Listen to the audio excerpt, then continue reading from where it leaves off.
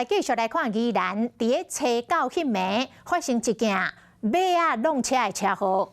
当时暗时10点外，驾驶驶车经过一间马场的外口，路边有一只马仔雄雄走到路中，这台车驶到位未互动，为马仔甲整落。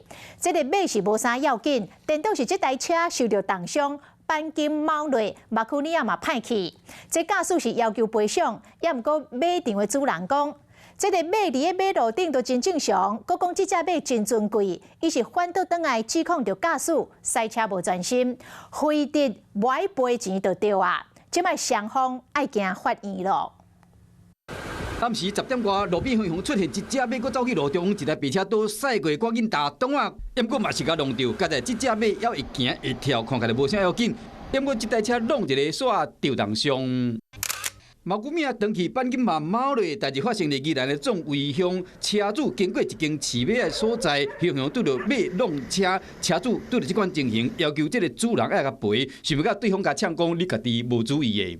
我大概开50、60，侧的过去是，削到下掉，回流意思，感觉他的嘛在路上是对的，你车子这样走是错的。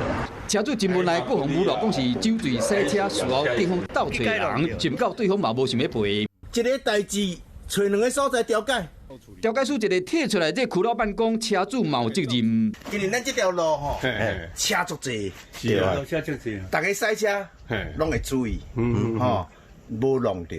伊放录影带互我看，是伊弄着咱的车，弄着咱的马。过来，伊伫驶车中间呢，伊无刹车。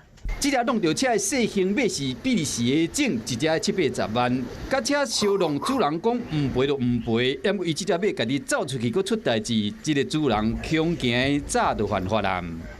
马如果行驶在道路上，它还是要牵系啊。如果违反的话，其实依照道路交通安全的那个处罚规定的话，184条是会裁罚。